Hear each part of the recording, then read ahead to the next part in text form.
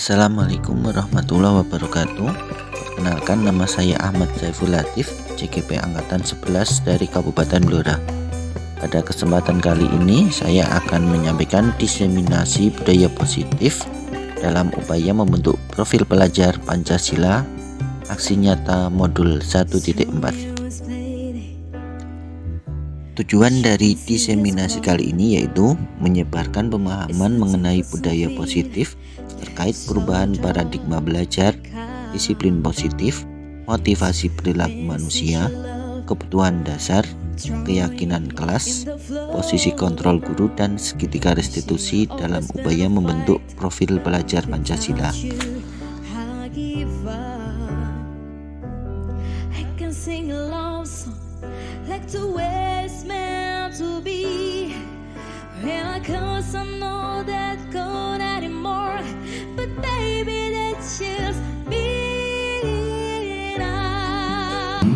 Assalamualaikum warahmatullahi wabarakatuh. Yang terhormat Ibu Eni Koirun Nihaya selaku Kepala SDN 2 Adirejo, yang saya hormati Bapak Ibu Guru, staf karyawan SDN 2 Adirejo.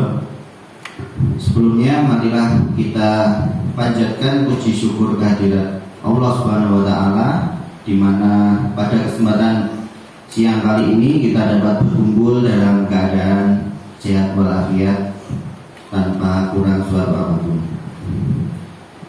Sholawat serta salam kita aturkan pada junjungan Nabi Muhammad Sallallahu Alaihi Wasallam, yang dimana kita nantikan syafaatnya di yaumul akhir nanti. Untuk kesempatan kali ini, Bapak Ibu, di sini saya akan mempresentasikan diseminasi budaya positif dalam upaya membentuk profil pelajar Pancasila. Pada kegiatan kali ini, saya ingin memperkenalkan dulu data diri saya. Nama saya Ahmad Saiful Latif, lahir di Blora pada tanggal 13 Maret 1986,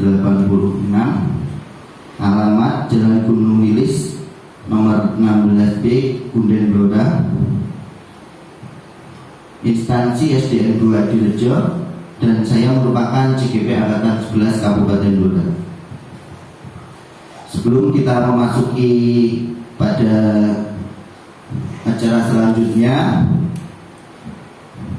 saya ingin mohon izin dulu Ibu Eni untuk memberikan satu petuah atau nasihat bagi saya. Untuk waktu dan tempat saya persilakan.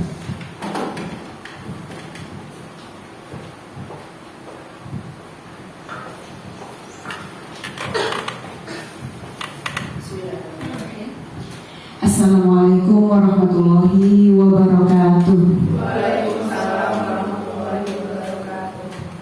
Yang saya hormati Ibu, Bapak Guru, dan hadirin yang hadir, dan khususnya untuk yang punya acara, Bapak Ahmad Saiful Latif. Pertama, marilah kita bersyukur karena hari ini kita semua telah diberikan kesehatan oleh Allah Subhanahu wa Ta'ala, sehingga kita semua dapat berkumpul dalam acara pada hari ini, acara diseminasi budaya positif guru penggerak angkatan 11, di mana kita punya satu guru penggerak lagi angkatan 11, yaitu Bapak Ahmad Saiful Latif. Kemudian sholawat serta salam marilah senantiasa kita curahkan kepada junjungan kita Nabi Muhammad Sallallahu Alaihi Wasallam. Semoga kita termasuk umat-umat yang mendapatkan syafaatnya. Amin ya rabbal alamin.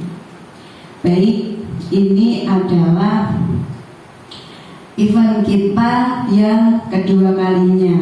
Ini Bapak Ibu nggih?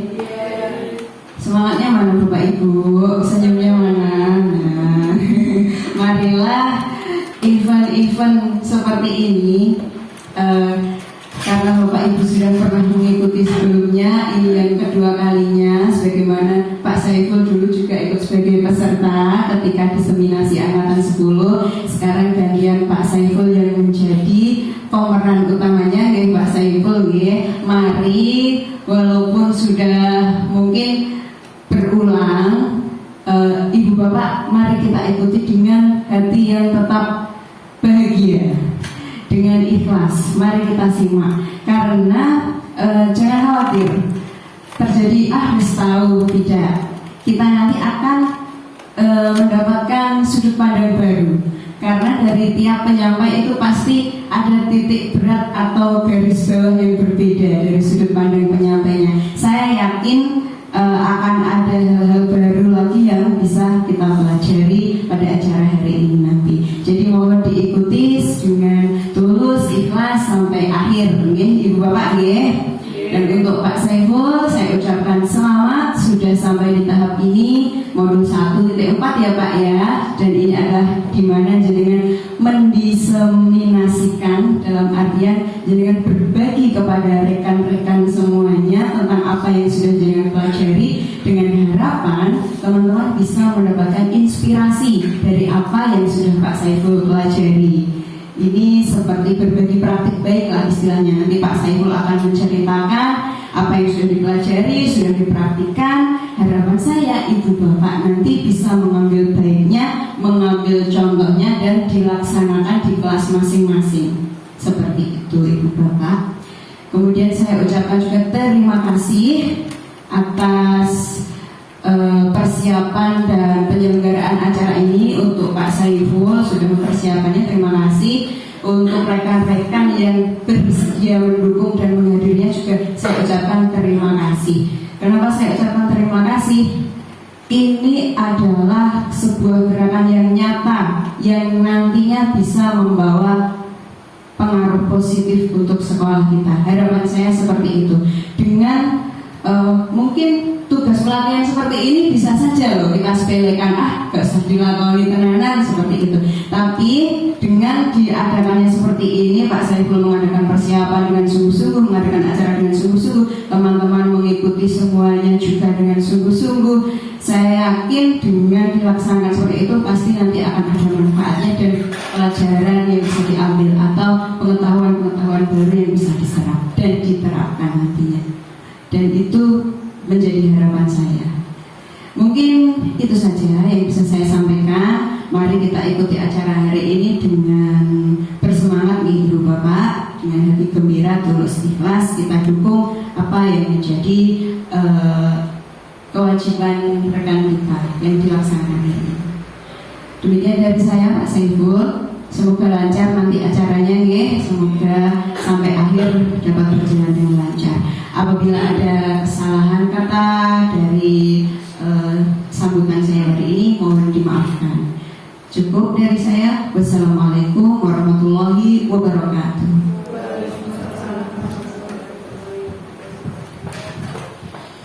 Ya, terima kasih Ibu Eni Koirun Nihaya atas sambutannya pada kali ini.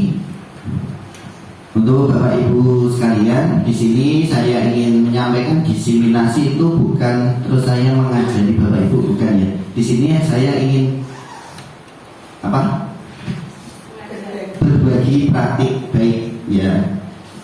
Apa yang sudah saya dapatkan di waktu pembelajaran dari modul 1.1 sampai 1.4, dan di sini 1.4 itu kami CGP Angkatan 11 diberi tugas untuk berbagi praktik baik tentang budaya positif dalam pembelajaran.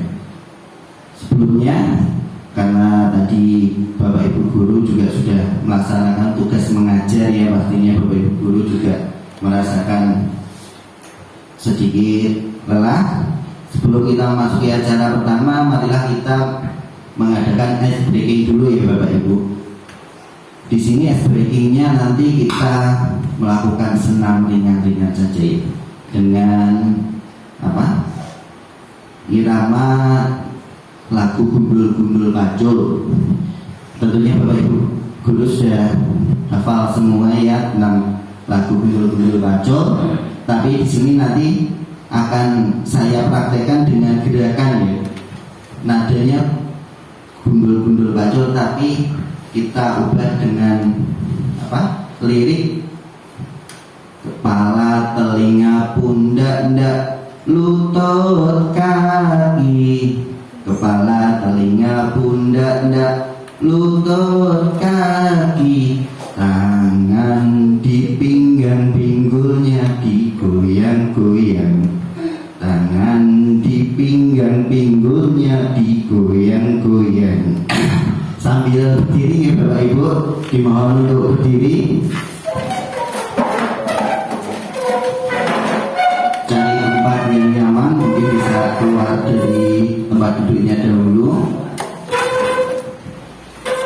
Kita praktekkan bersama dulu ya Bapak Ibu. Pertama kita ke kepala dulu. Kepala, telinga, pundak, ndak, lutut, kaki.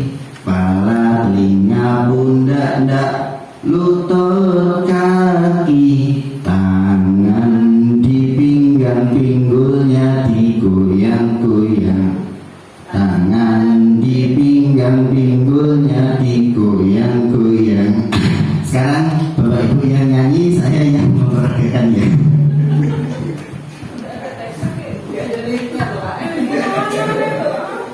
Kita mulai ke kepala dulu ya. Yuk, 1, 2, 3.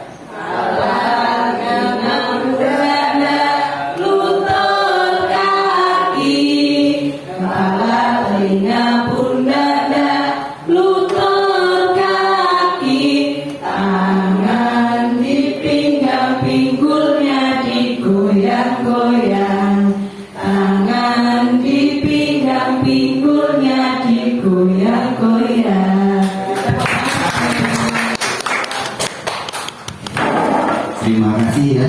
Biar kita segera dulu ya Bapak Ibu untuk mengikuti diseminasi kali ini. Yang pertama di sini saya akan menjelaskan tentang tujuan pada kali ini. Tujuannya yaitu menyebarkan pemahaman mengenai budaya positif terkait perubahan paradigma belajar, disiplin positif, motivasi perilaku manusia, kebutuhan dasar, keyakinan kelas, posisi kontrol guru, dan segitiga restitusi dalam upaya membentuk profil pelajar Pancasila. Di sini ada tahapan konsep inti modul 1.4 budaya positif. Yang pertama adalah disiplin positif. Yang kedua, motivasi perilaku manusia. Yang ketiga, kebutuhan dasar manusia. Dan yang keempat, posisi kontrol restitusi. Yang kelima, keyakinan kelas. Dan yang keenam, segitiga restitusi. Di sini perubahan paradigma ya, stimulus respon menuju ke teori kontrol. Bisakah kita mengontrol seseorang? Dalam stimulus respon, kita mencoba mengubah orang agar berpandangan sama dengan kita. Tapi pada teori kontrol, kita berusaha memahami pandangan orang lain tentang dunia. Yang kedua, perilaku buruk dilihat sebagai suatu kesalahan. Dari teori kontrol, semua perilaku memiliki tujuan. Stimulus respon, orang lain bisa mengontrol saya. Tapi dari teori kontrol, hanya Anda yang bisa mengontrol diri Anda sendiri. Stimulus respon, saya bisa mengontrol orang lain. Tapi dari teori kontrol, Anda tidak bisa mengontrol orang lain. Stimulus respon, pemaksaan ada pada saat bujukan gagal. Untuk teori kontrol, kolaborasi dan konsensus menciptakan pilihan-pilihan baru. Stimulus respon, model berpikir menang atau kalah. Ya, di sini dari teori kontrol, model berpikir menang sini saya ada pertanyaan, apa yang terlintas di pikiran Bapak Ibu ketika mendengar kata disiplin? Ya, terima kasih Ibu Ainun. Ya, terima kasih Pak Saiful atas waktunya. Menurut saya, tadi pertanyaannya apa yang terlintas di pikiran Bapak Ibu ketika mendengar kata disiplin ya? Menurut saya kata disiplin atau disiplin itu sikap menaati peraturan dan ketentuan yang telah ditetapkan. Seperti itu. Terima kasih.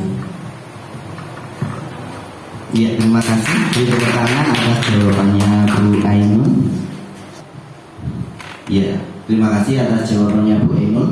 Disiplin menurut Bu Ainun yaitu sikap mentaati peraturan dan ketentuan yang telah ditetapkan ya Ibu. Ya Bapak Ibu. Di sini apa itu disiplin? Kebanyakan orang akan menghubungkan kata disiplin dengan tata tertib, teratur, dan kepatuhan pada peraturan. Kata disiplin juga sering dihubungkan dengan hukuman. Padahal itu sungguh berbeda, karena belajar tentang disiplin positif tidak harus dengan memberi hukuman. Justru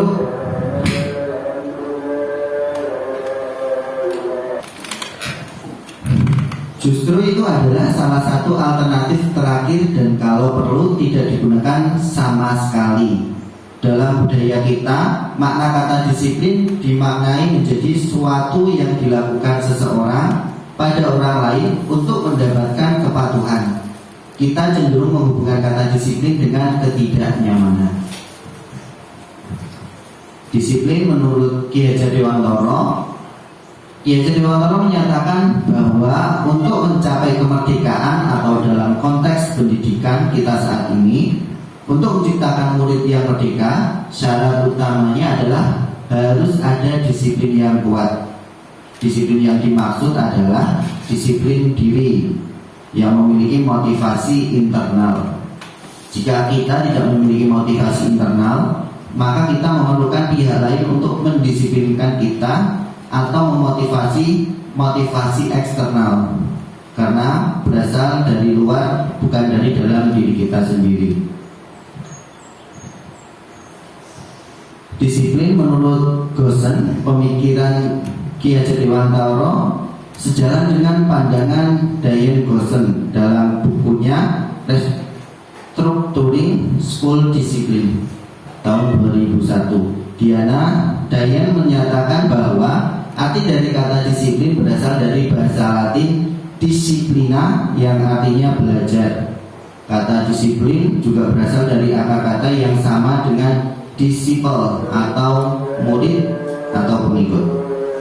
Untuk menjadi seorang murid atau pengikut, seorang harus paham betul alasan mengapa mereka mengikuti suatu aliran atau ajaran tertentu, sehingga motivasi yang terbangun adalah motivasi intrinsik, bukan ekstrinsik.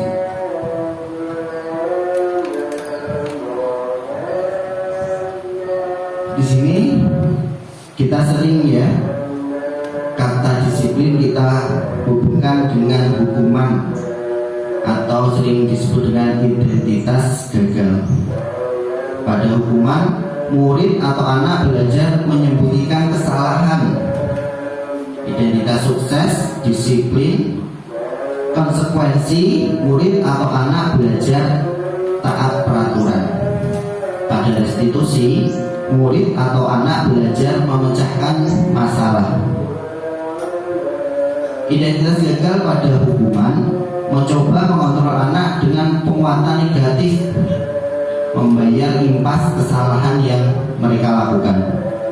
Pada konsekuensi, mencoba mengontrol anak dengan penguatan positif. Pada restitusi, anak paham bahwa dirinya sendiri yang pegang kendali kontrol tersebut.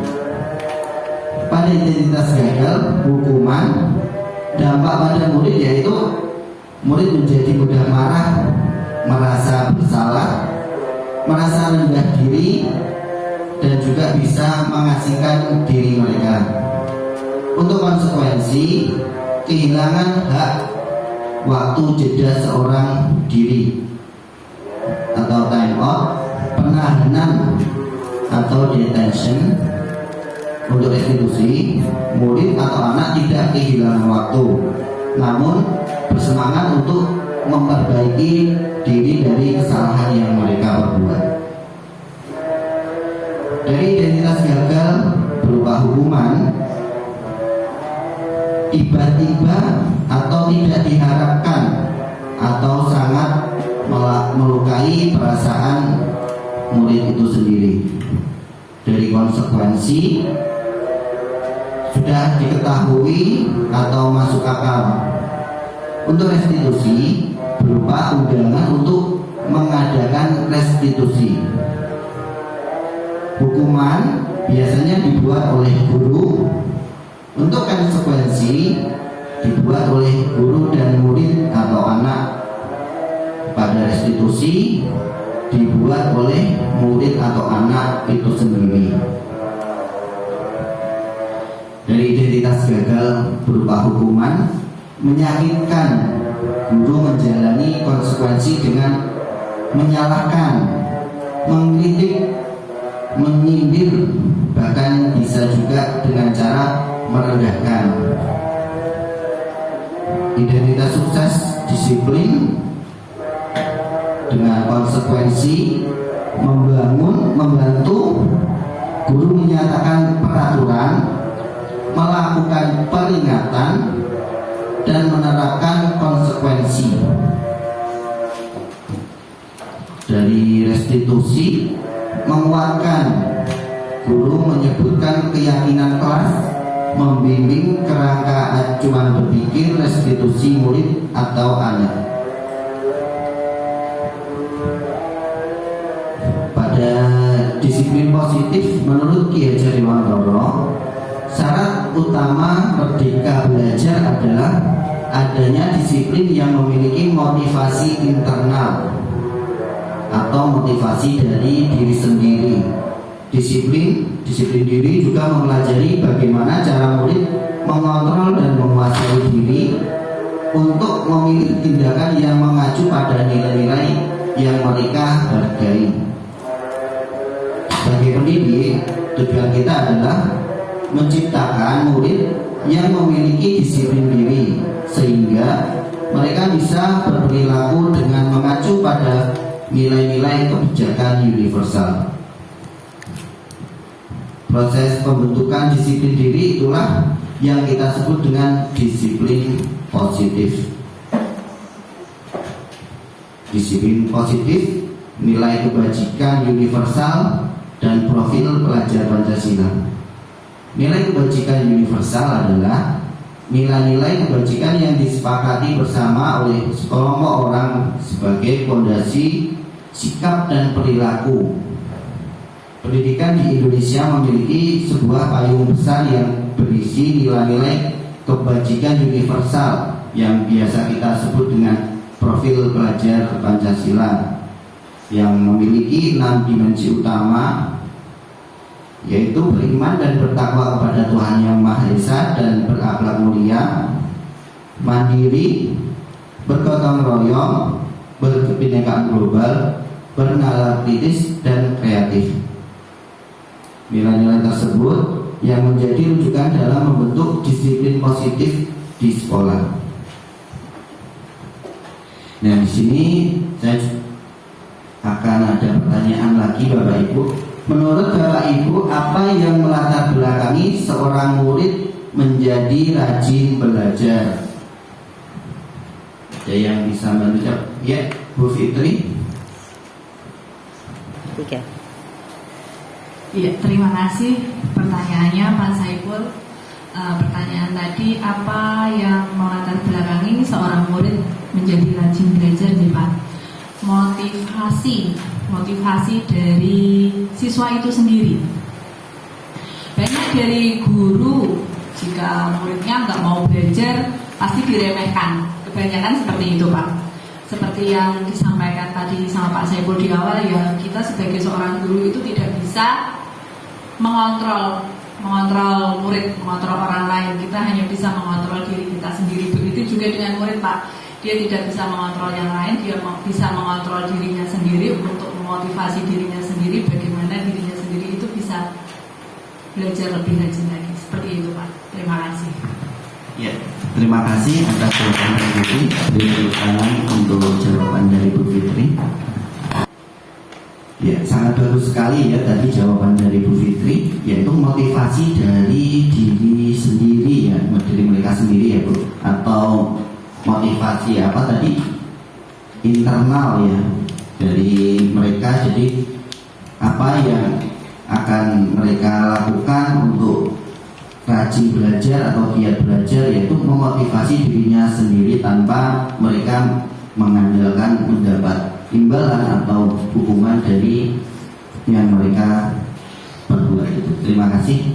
Ya, di sini motivasi perilaku manusia, yaitu hal-hal yang melatar belakangi perilaku manusia disebut dengan motivasi perilaku. Diane Goshen dalam bukunya Restitution School Discipline menyatakan ada 3 motivasi perilaku manusia. Yang pertama, untuk menghindari ketidaknyamanan atau hukuman. Yang kedua, untuk mendapatkan imbalan atau penghargaan dari orang lain. Dan yang ketiga, untuk menjadi orang yang mereka inginkan dan menghargai diri sendiri dengan nilai-nilai yang mereka percaya.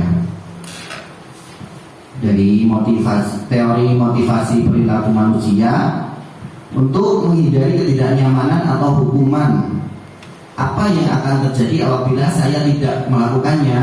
Nah, itu termasuk motivasi eksternal ya, jadi dipengaruhi dari luar. Yang kedua, untuk mendapatkan imbalan, apa yang akan saya dapatkan apabila saya melakukannya? Kalau ada pertanyaan seperti itu juga termasuk motivasi eksternal yang masih dari pengaruh dari luar. Yang ketiga, untuk menghargai diri sendiri, menjadi insan sesuai harapan. Saya akan menjadi orang yang seperti apa bila saya melakukannya. Ya, di situ motivasi internal atau tujuan disiplin positif itu tersebut. Ya, dari ketiga tadi ya, menurut Bapak Ibu, dari ketiga motivasi perilaku manusia, manakah motivasi yang paling ideal untuk ditanamkan pada murid-murid kita? Ya, terima kasih ya Bu Putri ya. Baik, terima kasih pertanyaan yang sudah diberikan Pak Saiful. Tadi pertanyaannya, menurut Bapak Ibu dari ketiga motivasi perilaku manusia manakah yang memotivasi yang paling ideal untuk ditanamkan pada murid? Baik, menurut saya itu motivasi yang ketiga ya, yaitu untuk menjadi orang yang mereka inginkan dan menghargai diri sendiri dengan nilai-nilai yang mereka percaya. Terima kasih. Ya, terima kasih atas jawaban dari Bu Putri. Beri tepuk tangan terlebih dahulu untuk jawaban dari Bu Putri. Ya, terima kasih ya Bu Putri ya. Di sini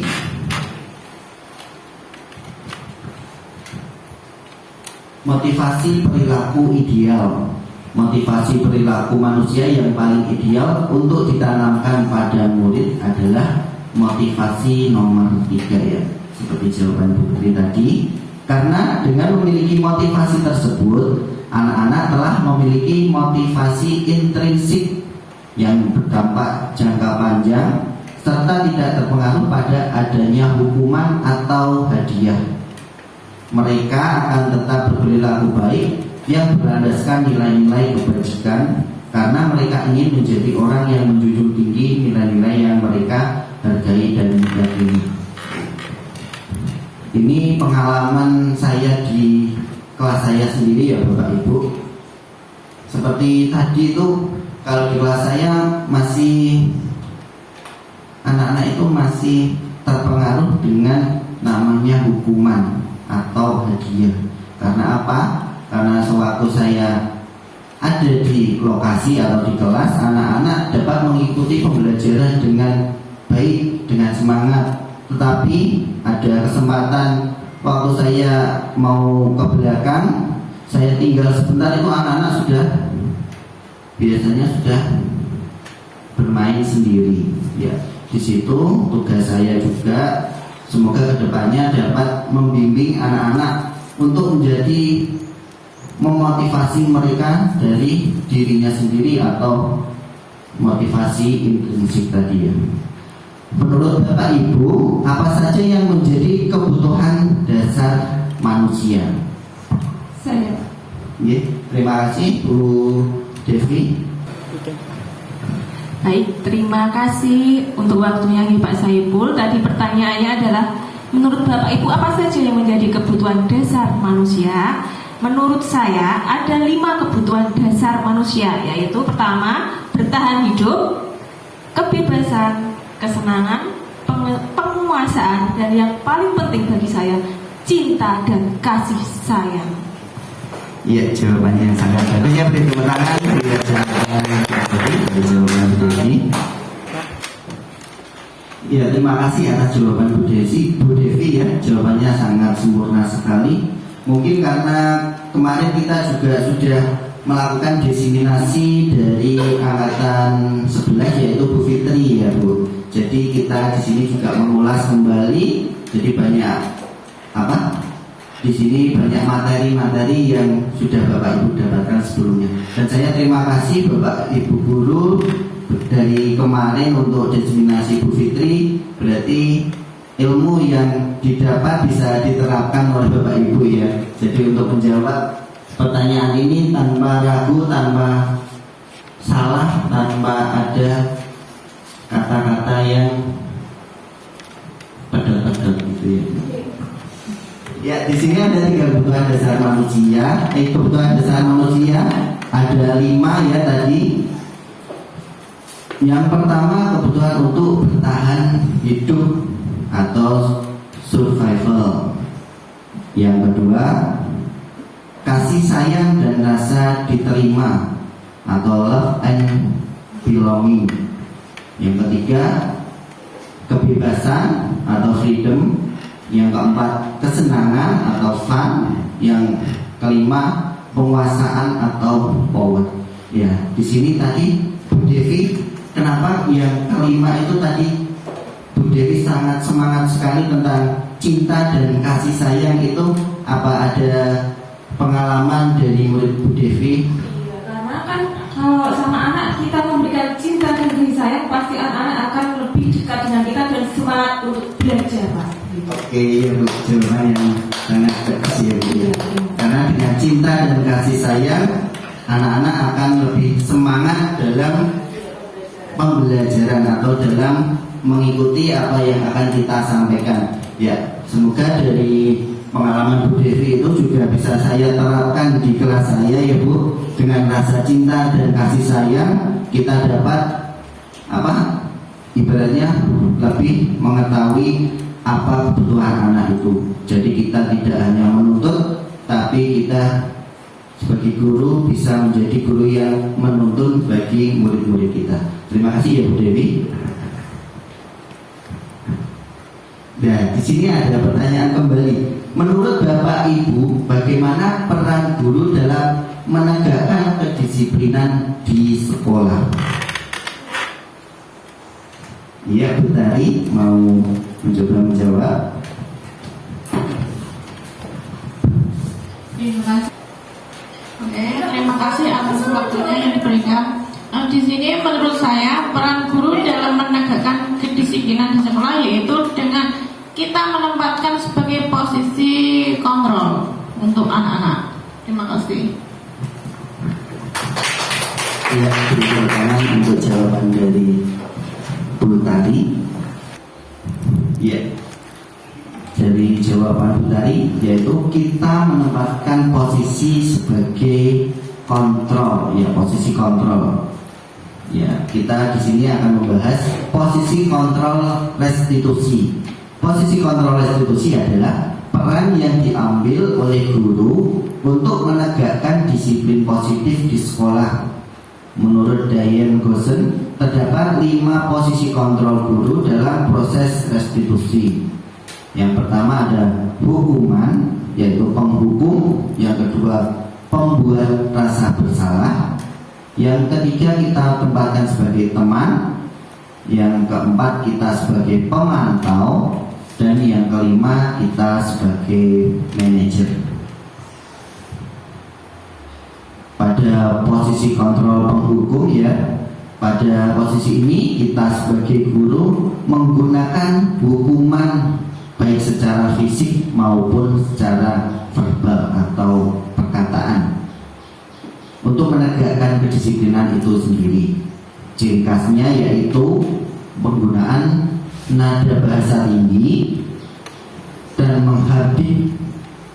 Konsekuensi logis dari akibat penerapan peran kontrol penghukum adalah kemungkinan murid marah dan mendendam atau bersifat lebih agresif. Pada posisi kontrol pembuat rasa bersalah, pada posisi ini guru cenderung menggunakan nada suara lembut untuk membuat murid merasa bersalah atau tidak nyaman dan rendah diri. Konsekuensi logis dari akibat penerapan peran kontrol pembuat rasa bersalah adalah murid akan merasa gagal, merasa bersalah, dan tidak dapat membahagiakan orang lain.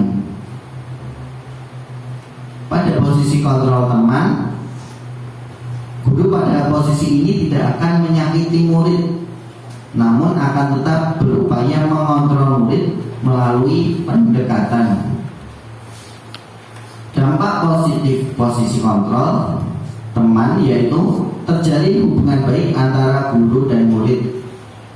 Sedangkan dampak negatif dari posisi ini yaitu ketika guru tidak dapat membantu murid tersebut, dia akan merasa kecewa. Selain itu, murid akan ketergantungan pada guru tertentu. Pada posisi kontrol pemantau, pada posisi ini guru mengambil peran sebagai kontrol terhadap perilaku murid-muridnya. Posisi pemantau berdasarkan pada peraturan dan konsekuensi. Seorang pemantau sangat mengandalkan perhitungan, catatan, dan yang digunakan sebagai bukti atas perilaku seseorang. Posisi ini akan menggunakan stiker atau slip catatan atau daftar cek. Konsekuensi logis dari penerapan posisi kontrol pemantau adalah murid memahami konsekuensi yang harus dijalankan karena telah melanggar salah atau peraturan sekolah. Posisi kontrol manajer, pada posisi kontrol manajer penekanan bukan pada konsekuensi, namun pada kolaborasi guru dengan murid. Guru mempersilahkan murid mempertanggungjawabkan perilaku yang mendukung murid agar menemukan solusi atas permasalahannya sendiri. Tugas seorang manajer bukan untuk mengatur perilaku seseorang, tetapi membimbing murid untuk dapat mengatur dirinya. Seorang manajer bukannya memisahkan murid dari kelompoknya, tapi mengembalikan murid tersebut ke kelompoknya. Jadi di sini menurut Bapak Ibu dari kelima posisi kontrol tersebut, manakah yang paling ideal diterapkan di sekolah kita? Ada yang Bang jawab ya, Pak Sultan. Oke, saya akan menjawab pertanyaan yang mana berbunyi dari kelima posisi tersebut, manakah yang paling ideal untuk diterapkan di sekolah? Kalau menurut saya sebagai manajer Pak, karena melakukan kolaborasi guru dengan murid. Ya, beri tepuk tangan untuk Pak Sultan. Ya. Di sini tadi jawaban Pak Sultan yaitu kita sebagai guru menempatkan sebagai manajer ya Pak, karena di situ jadi kita saling berkolaborasi antara guru dengan murid ya. Jawabannya bagus sekali dari Pak Sultan. Posisi kontrol ideal, kita sebagai guru diharapkan mampu memposisikan diri sebagai manajer atau agar dapat membantu murid memperbaiki kesalahan yang dilakukan, sehingga murid tersebut menjadi lebih bertanggung jawab, mandiri, dan percaya diri, serta dapat kembali ke komunitas dengan perasaan yang lebih baik. Untuk berikutnya, di sini saya akan membahas tentang keyakinan kelas. Keyakinan kelas adalah salah satu disiplin positif yang bisa kita terapkan dalam membangun budaya positif di sekolah. Keyakinan kelas disusun dengan disepakati secara bersama oleh semua warga kelas, yang di dalamnya berisi nilai-nilai kebajikan yang diyakini bersama untuk menciptakan suasana kelas yang nyaman dan aman. Dengan adanya keyakinan kelas, diharapkan dapat mewujudkan tujuan pendidikan yang berorientasi pada profil pelajar Pancasila. Dalam keyakinan kelas yang sudah saya terapkan di kelas saya, sebelumnya saya sebelum membuat keyakinan kelas, di situ saya bersama anak-anak itu membuat kesepakatan kelas terlebih dahulu, Bapak Ibu ya. Dan setelah kami melakukan kesepakatan kelas, di situ kami merasa bahwa kesepakatan kelas itu masih samar ya Bapak Ibu. Kesepakatan kelas itu biasanya kita yakini itu dari peraturan yang kita buat, peraturan yang ada yang nanti kita sepakati. Dari kesepakatan kelas itu kami berusaha memperbaiki lagi dengan membuat keyakinan kelas. Ya, di sini apa bedanya kesepakatan kelas dan keyakinan kelas menurut Bapak Ibu? Ada yang bisa menjawab? Di sini kalau menurut saya Bapak Ibu ya, kesepakatan kelas itu masih berupa hal yang kita sepakati dari peraturan yang ada. Kalau keyakinan kelas yaitu hal yang kita yakini dari nilai-nilai kebajikan universal itu sendiri. Jadi karena dari kemarin saya dapat ilmu dari Loka untuk memperbaiki diri, memperbaiki kembali dari kesepakatan kelas bisa menjadi keyakinan kelas. Di sini ada bagian ya, ada peraturan kelas. Yang paling pertama itu ada peraturan kelas. Setelah peraturan kelas kita masuk ke keyakinan kelas. Dengan keyakinan kelas kita akan menemukan lingkungan yang positif. Dari lingkungan yang positif kita akan memunculkan budaya positif itu sendiri.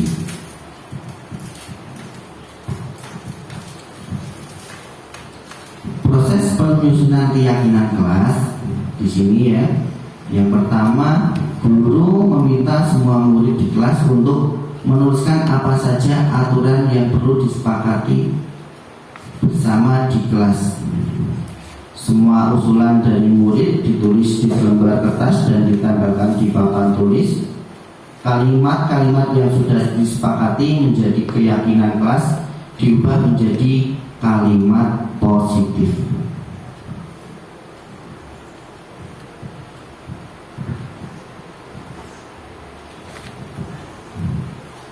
Dari keyakinan kelas yang sudah saya buat di kelas saya, berikut adalah keyakinan kelas yang saya buat bersama murid kelas 6 SDN 2 Ardirejo, yaitu berdoa sebelum dan sesudah pelajaran, semangat mengikuti pelajaran, bersama-sama menjaga kebersihan, ketentraman, ketertiban, dan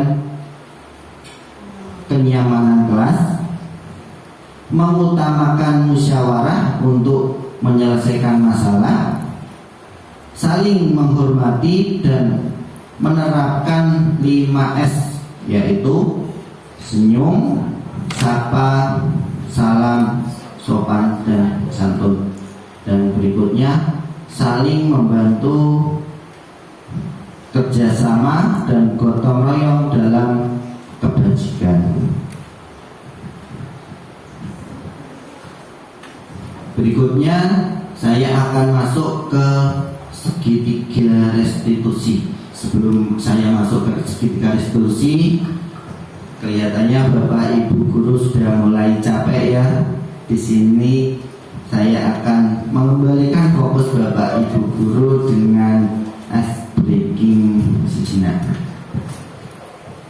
Dimohon Bapak Ibu dapat berdiri terlebih dahulu.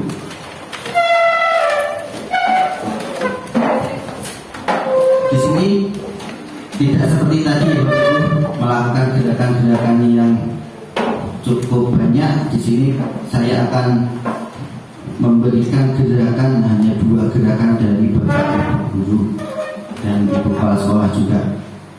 Gerakannya karena ini untuk mengembalikan konsentrasi kita, coba kita lakukan tapi dengan kebalikannya. Contohnya kalau panjang, Bapak Ibu guru akan mempraktekkan dengan pendek. Kalau saya mengatakan pendek, Bapak Ibu akan mempraktekkan dengan gerakan panjang. Jelas Bapak Ibu? Jelas.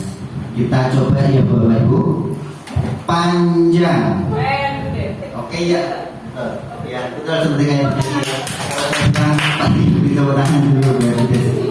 Kalau saya berkata panjang Bapak Ibu, ya Bapak Ibu nyambut dengan kata kebalikannya, berarti pendek. Kita ulang lagi. Panjang. Pendek. Pendek. Panjang. Panjang. Panjang. Pendek. Pendek. Panjang. Pendek. Panjang. Pendek. Panjang. Pendek. Pendek. Panjang. Panjang. Panjang. Pendek. Pendek. Oke, terima kasih. Kita ulangi sekali lagi Bapak Ibu dengan ketukan yang lebih cepat lagi. 1, 2, 3. Pendek. Panjang. Panjang. Pendek. Pendek. Pendek. Panjang. Panjang. Panjang. Pendek. Pendek. Panjang. Panjang. Panjang. Pendek. Panjang. Panjang. Panjang. Pendek. Pendek. Panjang. Pendek. Pendek. Panjang. Pendek, pendek, panjang. Panjang, pendek, panjang. Pendek, panjang. Bingung Pak, jangan panjang-panjang. Iya, bingung ya Bapak Ibu karena terlalu panjang ya. Ya tidak apa-apa, beri tepuk tangan buat Bapak Ibu sekalian. Silakan duduk kembali Bapak Ibu. Ya di sini biar kita fresh lagi ya Bapak Ibu. Kenapa memang saya tadi sengaja dengan lebih cepat dan lebih banyak perintah. Pasti karena dengan lebih banyak perintah kita juga akan merasa bingung. Mungkin itu hal yang dialami oleh murid-murid kita ya Bapak Ibu. Semakin banyak perintah mereka juga akan semakin bingung untuk menjalaninya. Jadi kita sebagai guru tetap harus bersabar melakukan perubahan dengan secara berkelanjutan atau kontinu. Di sini untuk segitiga restitusi ada 3 tahapan utama dari segitiga restitusi tersebut. Yang pertama itu menstabilkan identitas. Yang kedua, validasi tindakan yang salah. Dan yang terakhir, menanyakan keyakinan. Dalam menstabilkan identitas, membuat anak untuk tenang dan kembali ke suasana hati, di mana proses belajar dan penyelesaian masalah bisa dilakukan. Kalau kita ingin menjadi reflektif, maka kita harus meyakinkan si anak dengan cara mengatakan kalimat-kalimat seperti di bawah ini. Berbuat salah itu tidak apa-apa. Tidak ada manusia yang sempurna. Atau kita juga bisa, Bapak Ibu guru ingin mencari solusi dari permasalahan ini. Dari tindakan yang kedua yaitu validasi tindakan yang salah. Pada tahap ini guru mencoba memahami bahwa setiap tindakan yang dilakukan murid memiliki alasan tertentu. Validasi tindakan yang salah bukan sikap pembenaran terhadap kesalahan murid, tetapi memberikan mereka kesempatan menjelaskan alasan dibalik kesalahan tersebut. Kalimat yang dapat disampaikan oleh guru pada tahap ini diantaranya, padahal kamu bisa melakukan hal lebih buruk dari ini ya. Kamu pasti punya alasan mengapa melakukan hal itu. Yang kedua, kamu patut bangga pada dirimu sendiri karena kamu telah melindungi sesuatu yang penting buatmu. Dan yang ketiga, kamu pasti punya alasan mengapa melakukan hal tersebut.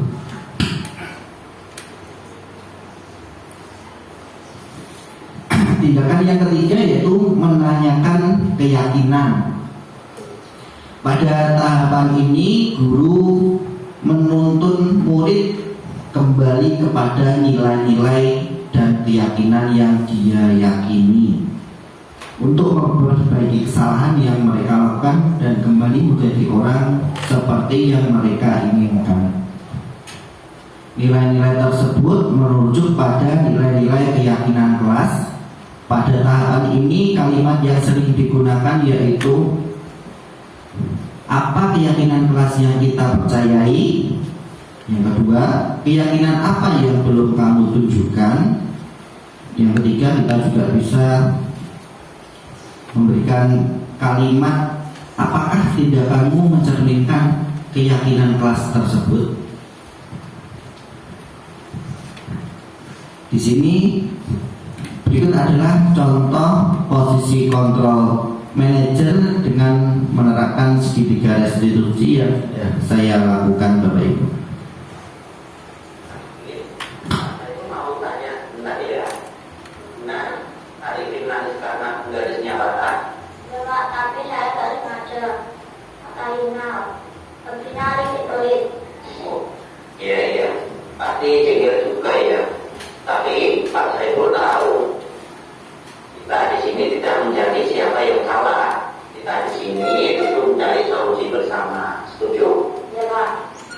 Saya mau minjem bentar Pak, tapi nggak diboleh sama Arifin. Terus saya ambil Arifin marah. Saya nggak sengaja pembelinya patah.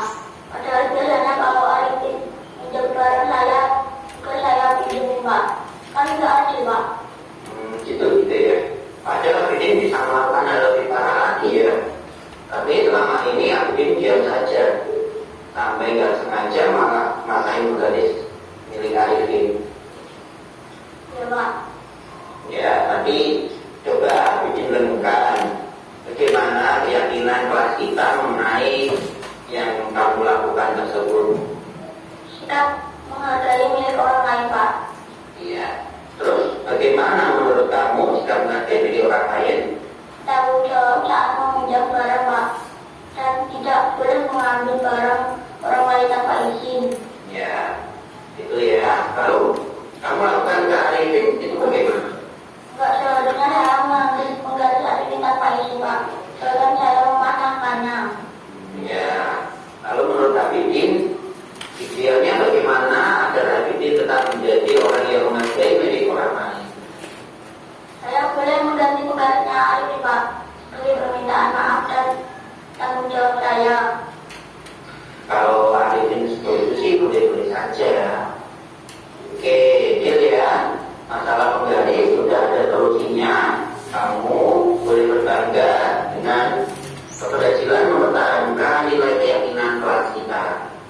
Terima kasih, Pak. Saya boleh balik ke kelas, Pak. Silakan, izin. Misi, Pak. Ya.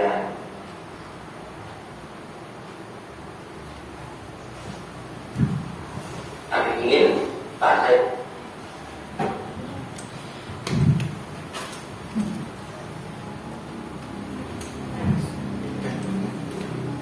Ya Bapak Ibu, itu tadi posisi kontrol sebagai manajer yang sudah saya terapkan di kelas saya kemarin waktu ada permasalahan mengenai anak yang mematahkan pensil milik temannya. Walaupun secara tidak sengaja waktu itu mematahkan penggaris, penggaris ya Bapak Ibu, maaf, mematahkan penggaris walaupun tidak sengaja, tetapi di situ anak tersebut memiliki keyakinan kelas yaitu bertanggung jawab, dan anak tersebut berani melakukan tanggung jawab tersebut, berani mengakui kesalahan dan berani untuk memperbaiki kesalahan tersebut dengan cara menggantikan penggaris milik temannya. Dan di sini sebelum saya mengakhiri ada kata-kata mutiara dari Pak Nadiem Makarim ya. Apapun perubahan kecil itu, jika guru melakukannya secara serentak, kapal besar bernama Indonesia ini pasti akan bergerak. Itu kata-kata dari Pak Nadiem Makarim. Sebelum saya mengakhiri, di sini saya memberi kesempatan untuk umpan balik dari rekan Bapak Ibu untuk melakukan refleksi dari kegiatan hari ini. Ya, Bu Fitri, monggo. Silahkan berdiri di depan Bu Fitri.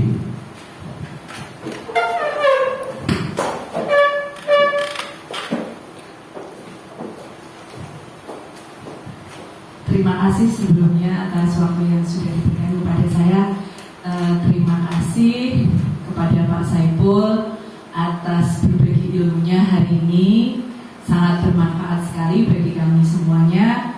Yang kedua itu Pak, terima kasih sudah melengkapi diseminasi saya yang kemarin yang belum lengkap, sekarang sudah dilengkapi sama Pak Saiful. Terus apa lagi ya Pak?